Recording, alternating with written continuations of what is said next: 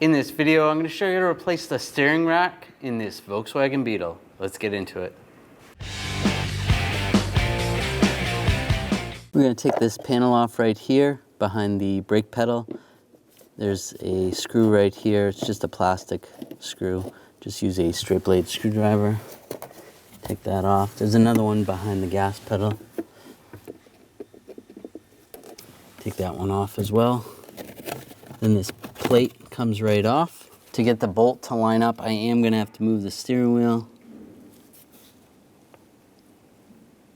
Now I can get to that bolt. Now I'm going to use a 13mm socket, take this bolt out.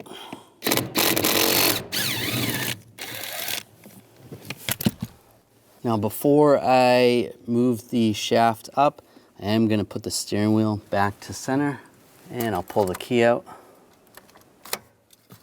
Now we can pull the shaft up and just set that aside. You should have a little center cap here that you need to take off. You want to use the straight blade screwdriver, just get underneath there, pop that off. This vehicle does not have that.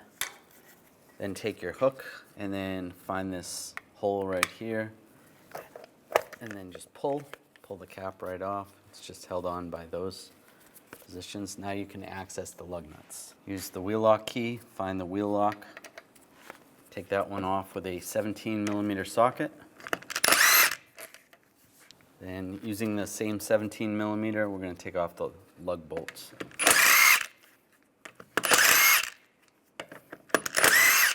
Before I take the last one off, I'm just going to support the wheel from falling. Take that off, then pull the wheel off. I'm going to loosen up this jam nut right here. Use a 7/8 wrench or a 22mm. Just loosen that. Just using a pry bar, I'm going to pry down on the outer tie rod to prevent the center stud from spinning. And then using a 19mm socket, take the nut off.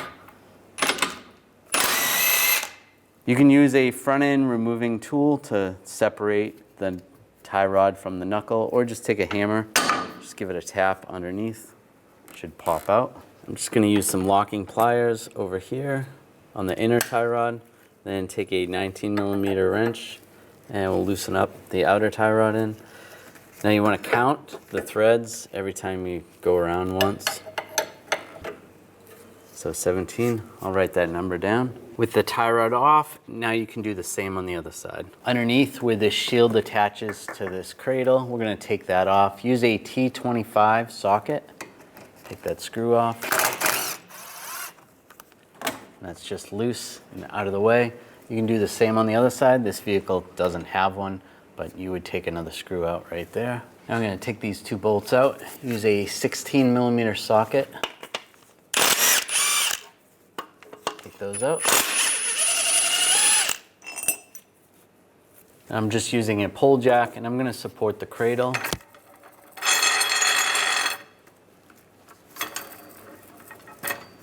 Just right here. Just like that. That's good. These two bolts you want to remove, they support the hanger for the exhaust, and I'm just using a 13mm wrench. Get those free first.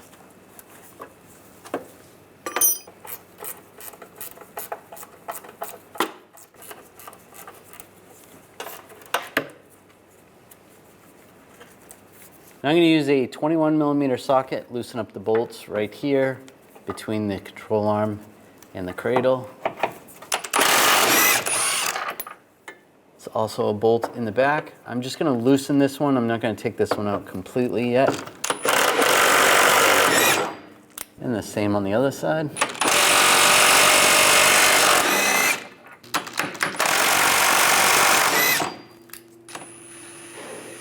And now I'm going to lower this down just a little bit. You don't want to drop it down too far. You can take these bolts out and lower this down. Just slowly.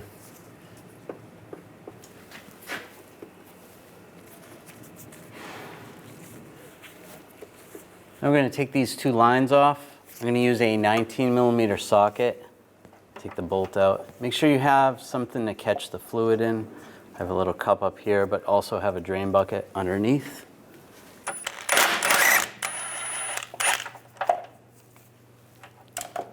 This one off as well. Same 19mm socket.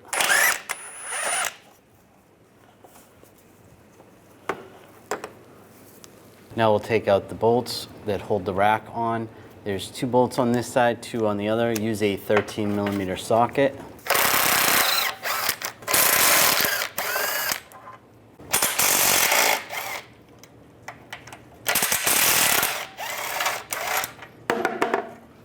I'm just going to use a pry bar, separate the rack right there. That's good. Grab the rack, slide it out. If you have to, you can lower the cradle a little more.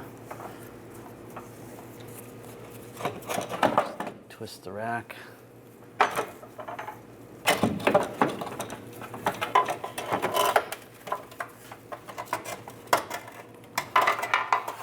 And it slides right out. Now you want to take the new rack and line it up with the old one. You want to check the flat spot on this shaft right here and make sure it's lined up in the same location. If it's not, you're going to have to rotate it one way or another. Checking the outer tie rods, making sure that they're in the same location. If it seems like it's off a tooth, if it's moved over, then you might have to spin it one more time. Now we're going to transfer over the heat shield. We'll transfer this rubber boot over. Just slide this up. This just comes up like that. Slide it down. Using a 13mm socket, take these 3 bolts out.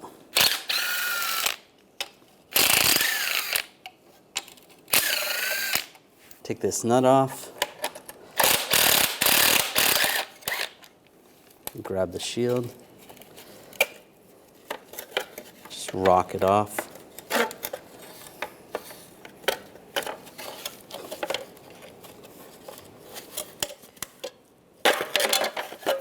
I just slide this off. This comes up like that. And the boot's gonna come off. I want to clean this out a little bit. I'll put this on the new one. Line that up. And slide this in place. Put the shield on. And line it up. And put the bolts in.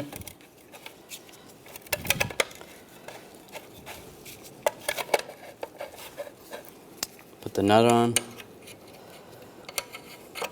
And tighten those down.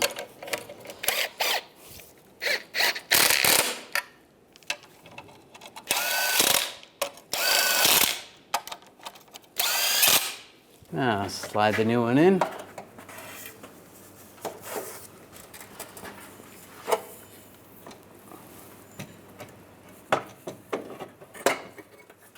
Twist it in place.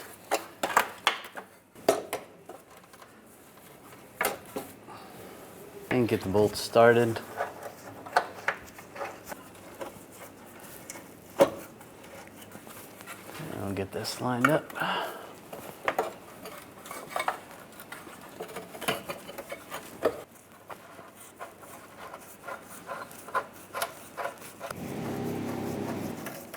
I'm going to take these caps out and just use a pair of pliers. Unscrew these caps.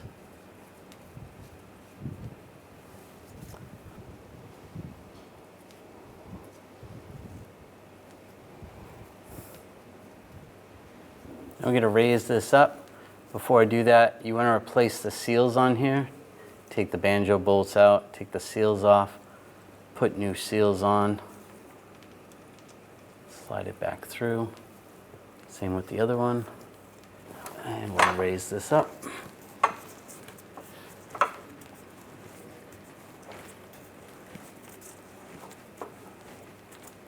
These bolts only go in one spot, so you can't mess it up.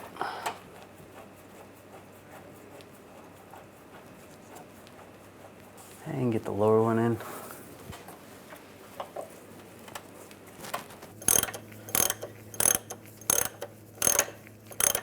Now I'm going to torque the top one to 33 foot-pounds.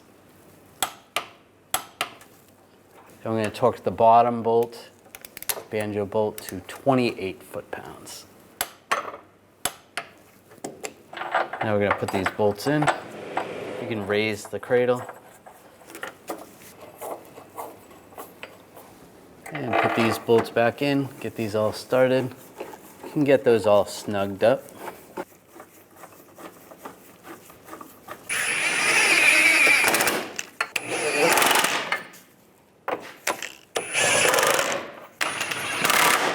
You're supposed to put new cradle bolts in, so keep that in mind when you're torquing them. And you want to torque these to 73 foot-pounds and then an additional 90 degrees.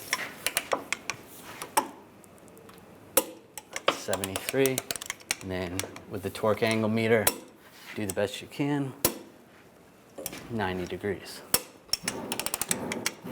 And then 90 degrees. That's good.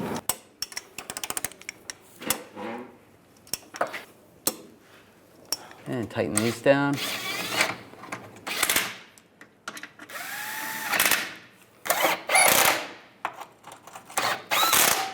And these bolts should be replaced as well. We're going to torque these to 14 foot-pounds and then an additional 90 degrees.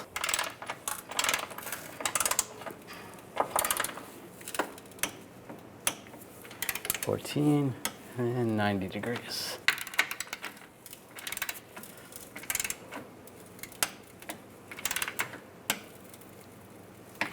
Now we can take the pole jack down, slide that out of the way. I'll put these two bolts in for the exhaust. Line that up. And tighten these down.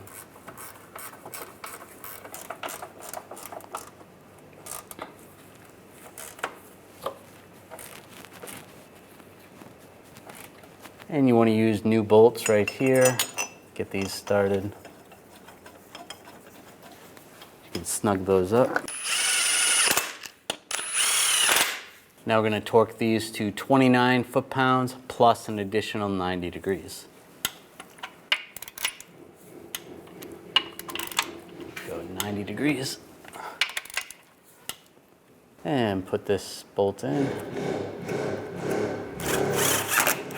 Snug it down and do the same on the other side. Now we'll put the outer tie rod in and make sure you count the turns. Do the same as what you counted before. So 1, 2, 3, 4, 5, 6, 7, 8, 9, 10, 11, 12, 13, 14, 15, 16, 17. Now we can move the jam nut closer. Now line the tie rod up into the knuckle. Get the bolt started. Now I'm going to tighten this nut down. I'm going to use a 6mm hex in the center to keep the stud from spinning, and just tighten this down. Now we're going to torque this to 33 foot-pounds. Now I'm going to snug up the jam nut. If you have the ability to torque this, you want to torque it to 15 foot-pounds. Now put the wheel on, line it up, put the bolts in, and the wheel lock key with the wheel lock. Just tighten those down.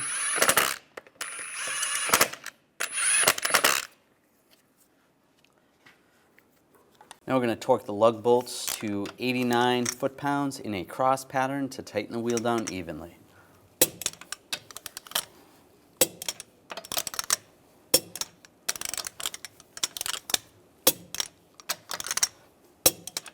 Just go around, double check.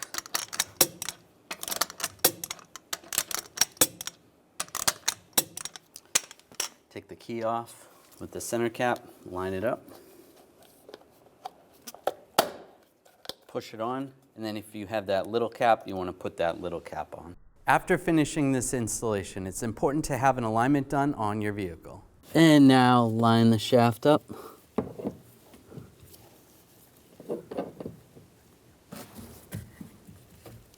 Might have to wiggle the steering wheel a little bit. I'm gonna put the key in just very carefully. You want to make sure you don't spin it completely. And there we go.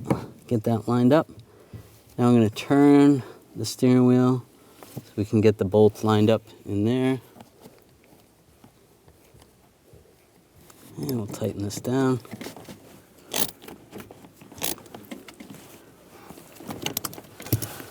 And doing the best you can, torque that bolt to 22 foot-pounds. All right, that's good. All right, now that is all set, you don't have to worry about the steering wheel. You can take the key out at this time. And then we can put the cover on.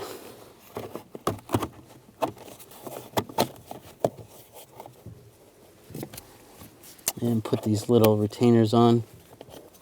You can tighten those down right there, and then on the other side of the gas pedal. And just tighten those down. And you're gonna have to bleed the power steering fluid right here. Just take a straight blade screwdriver, loosen up the cap, put your power steering fluid in there, top it off properly. There is some hash marks right there. And then you're gonna work the wheel back and forth with the front wheels off the ground.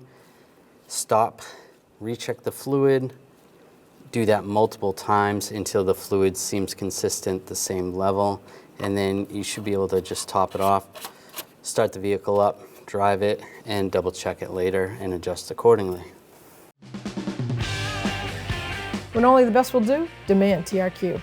The only company that lets you view before you do.